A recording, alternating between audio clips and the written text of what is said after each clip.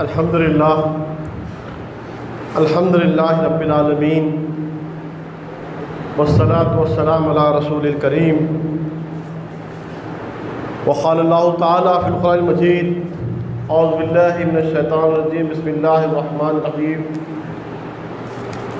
سبحان الذی اسری بعبدہ لیلا من المسجد الحرام الى مسجد الاقصى الذي باركنا حوله لنريه من آیاتنا انه هو السمیع البصیر صدق اللہ العظیم۔ محترم بزرگوں، عزیز ساتھیوں، السلام علیکم ورحمۃ اللہ وبرکاتہ۔ ماہ رجب کا چوتھا جمعہ ہے۔ اللہ تعالیٰ سورہ بنی اسرائیل کی ابتدائی آیتوں میں ایک مشہور واقعے کا ذکر کیا ہے، جس کو ہم اور آپ واقعہ معراج کے نام سے جانتے ہیں۔ یہ واقعہ 27 رجب کی شب کو پیش آیا۔ اس واقعے کو تقریباً تاریخ میں آتا ہے کہ ہجرت سے 1 سال پہلے واقعہ پیش آیا۔ 25 روایتیں اس واقعے کے متعلق ہیں احادیث میں، اور یہ جو سفر تھا، اس سفر کے متعلق کہا گیا ہے کہ اس کا مقصد یہ تھا کہ اللہ تعالیٰ اپنے بندے کو نشانیاں بتانا چاہتے تھے۔ اللہ تعالیٰ قدرت کی نشانیاں بتانا چاہتے تھے۔ اللہ تعالیٰ جب اپنے بندوں کو پیغمبر کے منصب پر فائز کرتا ہے تو اپنی سلطنت کے اندرونی نظام کا مشاہدہ کرایا جاتا ہے، اگرچہ کہ وہ عام انسانوں پر ظاہر نہیں ہوتے، اللہ تعالیٰ اپنے مخصوص بندوں پر وہ ظاہر کرتا ہے۔ اس کی مثال دوسرے پیغمبروں میں بھی ہمیں ملتی ہے، جیسے کہ ابراہیم علیہ السلام نے کہا تھا کہ اے اللہ، میں دیکھنا چاہتا ہوں کہ تم مردوں کو زندہ کیسا کرتا ہے۔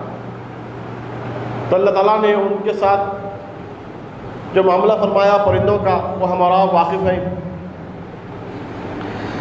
اسی طرح موسیٰ علیہ السلام نے خواہش کی کہ اللہ تعالیٰ، میں تجھے دیکھنا چاہتا ہوں۔ کوہ طور پر جلوہ ربانی دکھائی گئی۔ اسی طرح سے نبی اکرم صلی اللہ علیہ وسلم کو بھی جو ہے نا خدا کے فرشتے نظر آتے تھے۔ عیسیٰ علیہ السلام کو بھی اللہ تعالیٰ نے بہت سارے معجزے عطا کیے۔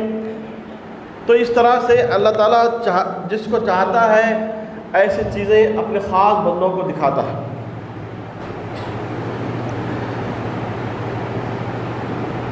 وہ واقعہ اس طرح سے پیش آیا۔ تاریخی پس منظر یہ ہے کہ بیت المقدس سے لے کر سدرۃ المنتہا تک کا یہ سفر تھا، اور یہ سفر معراج کے سفر سے مشہور ہے۔ اس وقت اللہ کے نبی صلی اللہ علیہ وسلم کی عمر 52 سال تھی۔ آپ حرم کعبہ میں سو رہے تھے۔ ایک جبرائیل علیہ السلام نے آپ کو جگایا۔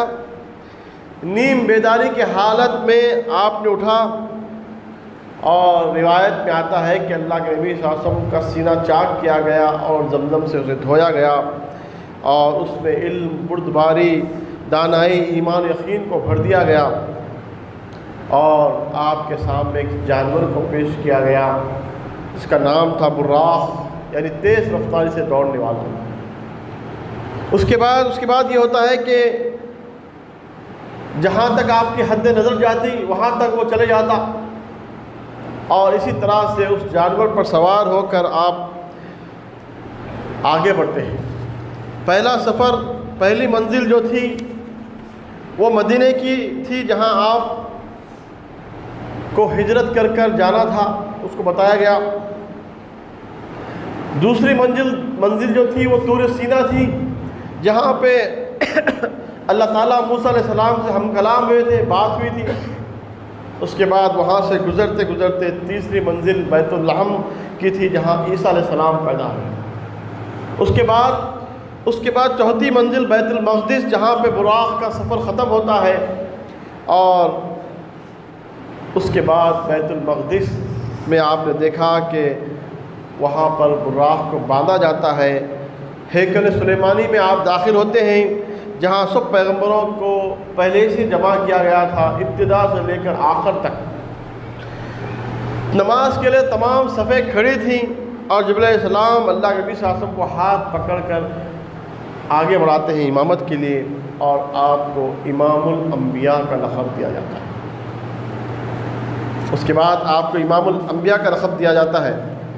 اس کے بعد دوسری منزل کا آغاز ہوتا ہے۔ ایک سیڑھی آپ کے سامنے اس کے بعد پیش کی جاتی ہے، اور جبرائیل علیہ السلام آپ کو آسمان کی طرف لے کر چلے جاتے ہیں۔ عربی زبان میں سیڑھی کو معراج کہتے ہیں، سیڑھی کو معراج کہتے ہیں۔ اس مناسبت سے یہ واقعہ معراج کے نام سے مشہور ہوا ہے۔ انبیاء کی امامت کرنے کے بعد آپ کے سامنے ایک سیڑھی پیش کی جاتی ہے، آپ اس پہ قدم رکھتے ہیں اور وہ آسمانوں کی طرف چلے جاتی ہے۔ تو اس طرح سے اس رات یہ واقعہ پیش آیا۔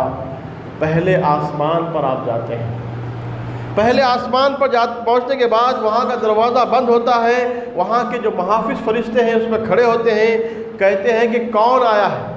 جبرائیل نے کہا میں جبرائیل۔ پوچھا گیا تمہارے ساتھ کون ہے؟ انہوں نے کہا کہ محمد صلی اللہ علیہ وسلم۔ پوچھا گیا کیا ان کو بلایا گیا ہے؟ کہا گیا ہاں۔ اس کے بعد دروازہ کھلتا ہے۔ اس کے بعد آپ کا پورا خیر مقدم کیا جاتا ہے۔ ہر آسمان پر اسی طرح سے پوچھا جاتا، ہر آسمان پر اسی طرح سے پوچھا جاتا کیا تمہیں بلایا گیا ہے؟ کیا محمد صلی اللہ علیہ وسلم کو بلایا گیا ہے؟ جب ہاں کی آواز آتی تو دروازہ کھول دیا جاتا، اور اطمینان کرنے کے بعد دروازہ کھول دیا جاتا۔ اس طرح سے فرشتوں اور بڑے بڑے بزرگ ہستیوں سے شخصیتوں سے ملاقات ہوتی ہے، اور آدم علیہ السلام سے ملاقات ہوتی ہے پہلی مرتبہ جب دیکھتے ہیں کہ وہ دائیں بائیں دیکھ کر خوش ہوتے ہیں، دائیں دیکھتے ہیں تو خوش ہوتے ہیں۔ پہلے آسمان پر آدم علیہ السلام سے جب ملاقات ہوتی ہے تو آپ کا حال یہ ہے کہ جب دائیں دیکھتے ہیں تو خوش ہوتے ہیں، آدم علیہ السلام جب بائیں دیکھتے ہیں تو آپ روتے ہیں۔ تو اس منظر کو دیکھا گیا۔ اس کے بعد پوچھا گیا کہ یہ کیا معاملہ ہے؟ بتایا گیا کہ یہ نسل آدم ہے۔ آدم اپنی اولاد کے نیک لوگوں کو دیکھ کر خوش ہوتے ہیں، اور برے لوگوں کو دیکھ کر رنج کرتے ہیں، روتے ہیں۔ اس کے بعد آپ کو تفصیلی مشاہدہ پہلے آسمان پر رکھایا جاتا ہے۔ اس کی ایک تفصیل ہے جو ہم اور آپ سنتے ہیں کہ بعض جگہ دیکھا گیا کہ لوگ کھیتی کاٹ رہے ہیں، اور جتنی کاٹتے جا رہے ہیں پیچھے سے اتنی کھیتی بڑھتی جا رہی ہے۔ پوچھا گیا یہ کون لوگ ہیں؟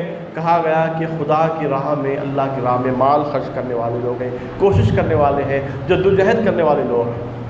ان کے نیکیاں اس طرح سے بڑھتے جا رہی ہیں۔ ایک اور چیز ان کو بتائی گئی ہے کہ کچھ لوگ ہیں جن کے سر پتھروں سے کچلے جا رہے ہیں۔ پوچھا گیا یہ کون ہے؟ کہا گیا یہ وہ لوگ ہیں جن کی سرگردانی نماز کے لیے اٹھنے نہیں دیتی تھی، جن کی آرامی ان کے لیے نماز کے اٹھنے نہیں دیتی تھی۔ ان کی آرام وہ اتنا پسند کرتے تھے کہ وہ نماز کے لیے نہیں اٹھتے تھے۔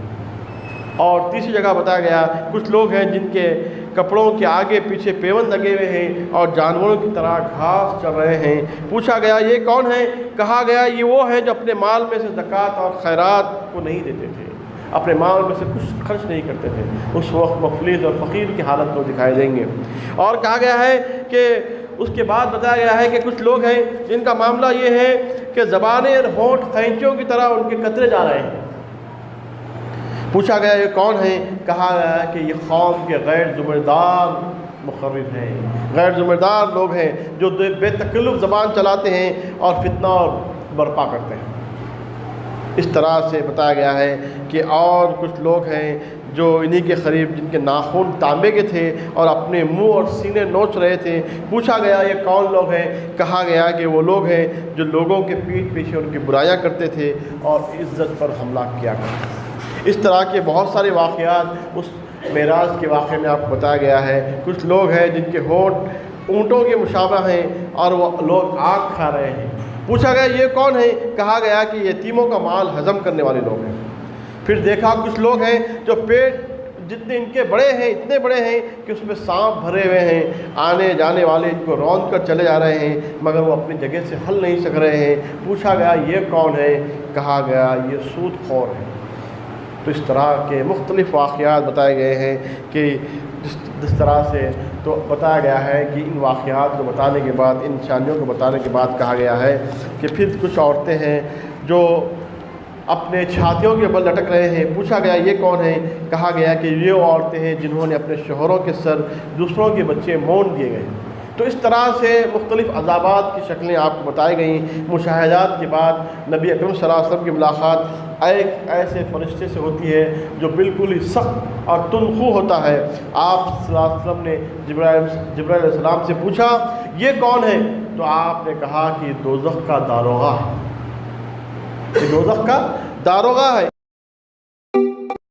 دوزخ بتائی گئی اور تمام ہولناکیوں کے بعد آپ دوسرے آسمان پر جاتے ہیں۔ دوسرے آسمان پر جب پہنچنے کے بعد یہاں دو نوجوان تھے جو نظر آئے۔ معلوم ہوا یہ کون ہے؟ کہا گیا کہ یہ حضرت یحییٰ اور حضرت عیسیٰ علیہ السلام ہیں۔ عزیز سامعین، اس کے بعد تیسرے آسمان پر جاتے ہیں۔ تیسرے آسمان پر ایسے بزرگ جو امام جو عام انسانوں کے مقابلے میں ان کا حسن بہت زیادہ تھا، بتایا گیا ہے کہ یہ کون ہے؟ کہا گیا ہے کہ یوسف علیہ السلام۔ اسی طرح سے چوتھے آسمان پر حضرت ادریس علیہ السلام، پانچویں آسمان پر حضرت ہارون علیہ السلام سے ملاقات ہوتی ہے، اور چھٹے آسمان پر آپ کی ملاقات حضرت موسیٰ علیہ السلام سے ہوتی ہے۔ اس کے بعد یہ ہوتا ہے کہ ساتویں آسمان پر ایک عظیم الشان محل جو بیت المعمور، جہاں بے شمار فرشتے طواف کر رہے ہیں، وہاں پر ایک شخص ہے جو بہت ہی بزرگ ہے، آپ کے مشابہ ہے۔ کہا گیا کہ یہ کون ہے؟ کہا گیا کہ یہ حضرت ابراہیم علیہ السلام۔ ساتویں آسمان پر ابراہیم علیہ السلام سے ملاقات ہوتی ہے۔ اس کے بعد سدرۃ المنتہا جو رب العزت اور عالم خلق کے درمیان ایک حد ہے، اس کے آگے کوئی مخلوق جا نہیں سکتی، اور جبرائیل علیہ السلام بھی وہاں پر آ کر رک جاتے ہیں۔ اور اس کے بعد وہاں سے آگے جانے کے بعد جبرائیل علیہ السلام کہتے ہیں کہ میری لمٹ، میری حد یہاں پہ ختم ہوتی ہے، اب تم یہاں سے چلے جاؤ۔ اوپر سے اللہ تعالیٰ کے پاس جو کچھ وہی سے آتا ہے وہیں سے آتا ہے، اور اس کو لے کر میں پیغمبروں کی طرف جاتا ہوں، اور یہاں سے مجھے آگے جانے کی اجازت نہیں ہے۔ اس کے بعد اللہ کے نبی صلی اللہ علیہ وسلم آگے بڑھتے ہیں۔ آگے بڑھنے کے بعد اللہ تعالیٰ سے ہم کلامی کا شرف حاصل ہوتا ہے۔ عزیز سامعین، اس سفر معراج کے وہ 5 تحفے وہیں پہ ملے۔ جب اللہ تعالیٰ سے ہم کلام ہوتے ہیں، بات ہوتی ہے، تو اس وقت کہا جاتا ہے کہ تم پر ہر روز 50 نمازیں فرض کر دی گئی ہیں۔ معراج کے اس واقعے کا پہلا تحفہ یہ دیا جاتا ہے کہ نماز کا، تم پر 50 نمازیں فرض کی گئی ہیں۔ دوسرا یہ ہے کہ سورہ بقرہ کی آخری 2 آیتیں جو ہیں آمن الرسول سے، وہ 2 آیتیں وہاں پر آپ پر نازل کی جاتی ہیں۔ قرآن مجید کی تمام 6664 آیتیں آپ کو یہاں پر اتاری گئی زمین پر، لیکن 2 آیتیں ایسی ہیں جو مشہور آیتیں ہیں، جو سورہ بقرہ کی آخری 2 آیتیں ہیں، جو آسمان پر بلا کر اللہ تعالیٰ دیتے ہیں۔ اس کے بعد کہا گیا ہے کہ تیسرا تحفہ یہ ہے کہ شرک کے سوا اللہ تعالیٰ تمہاری امت کے تمام گناہوں کو معاف فرمائے گا۔ شرک کے سوا تمام گناہوں کو معاف فرمائے گا۔ چوتھی چیز یہ ہے کہ جو شخص نیکی کا ارادہ کرتا ہے اس کے حق میں 1 نیکی لکھی جائے گی، اور جب وہ عمل کرتا ہے تو 10 نیکیاں لکھی جائیں گی۔ 5ویں بات یہ ہے کہ جو شخص برائی کا ارادہ کرتا ہے تو اس کی برائی نہیں لکھی جائے گی، جب وہ برائی کرتا ہے تو 1 برائی لکھی جائے گی۔ یہ 5 چیزیں آپ کو تحفے میں ملتے ہیں، اور جب وہ واپس آتے ہیں تو موسیٰ علیہ السلام کہتے ہیں کہ میری قوم بنی اسرائیل کا مجھے تلخ تجربہ ہے، تم اپنی نمازیں کم کراؤ۔ ایک کے بعد نبی صلی اللہ علیہ وسلم بار بار جا کر 40، 30، 25، 20، 15 سے لے کر 5 نمازوں پر آتے ہیں۔ اس کے بعد کہتے ہیں کہ میں اب واپس اللہ کے پاس نہیں جاؤں گا۔ اللہ تعالیٰ فرماتے ہیں کہ ان 5 نمازوں کو تم ادا کریں گے تو 50 کا اجر دیا جائے گا۔ تو جس سمے یہ واقعہ تھا جو معراج کا 27 رجب کو پیش آیا اس دن رات، اور اسی سیڑھی سے آپ بیت المقدس واپس آتے ہیں۔ یہاں پر پھر واپس پیغمبر تمام موجود ہوتے ہیں۔ اس کے بعد غالباً فجر کی نماز تھی، پھر آپ براق سے واپس جو ہے نا اپنے چچا زاد بہن ام ہانی کے گھر تشریف لاتے ہیں، اور اس کے بعد اس دن صبح جب لوگوں کے درمیان یہ بات کو پیش کرتے ہیں تو تمام لوگ اس کو انکار کرتے ہیں، لیکن اس بات کی تصدیق حضرت ابو بکر صدیق رضی اللہ تعالیٰ عنہ تصدیق کرتے ہیں ہاں یہ اللہ کے نبی ہیں، یہ واقعہ ان کے ساتھ پیش آ سکتا ہے، تو اس کے بعد اس واقعے کی تصدیق ہو جاتی ہے۔ اور اس سامعین یہ ایک معجزہ تھا جو نبی اکرم صلی اللہ علیہ وسلم کو بتایا گیا۔ ایسے کئی معجزے مختلف انبیاء اکرام کو بتائے گئے ہیں، اللہ تعالیٰ اپنے خاص بندوں کو بتاتا ہے، لیکن اس سے جو سبق ہمیں ملنا چاہیے، جو واقعات جو چیزیں بتائی گئی ہیں وہ ہمارے لیے مشعل راہ ہے، ہم اس کو سامنے رکھتے ہوئے کہیں ایسا نہ ہو کہ ہم اپنے اعمال کی وجہ سے اس دوزخ میں جا گزرے جس کو بتایا گیا ہے۔ ہمیں چاہیے کہ اس کو ہم سامنے رکھتے ہوئے اپنی زندگی گزاریں۔ اللہ تعالیٰ سے دعا ہے کہ اللہ تعالیٰ ہمیں اور آپ کو اس واقعے میراث سے سبق حاصل کرنے کی توفیق عطا فرمائے۔ اللہ تعالیٰ ہمارے خطاؤں کو درگزر فرمائے، ایمان و یقین کے ساتھ اسلام پر عمل کرنے والا بنائے۔ وآخر دعویٰ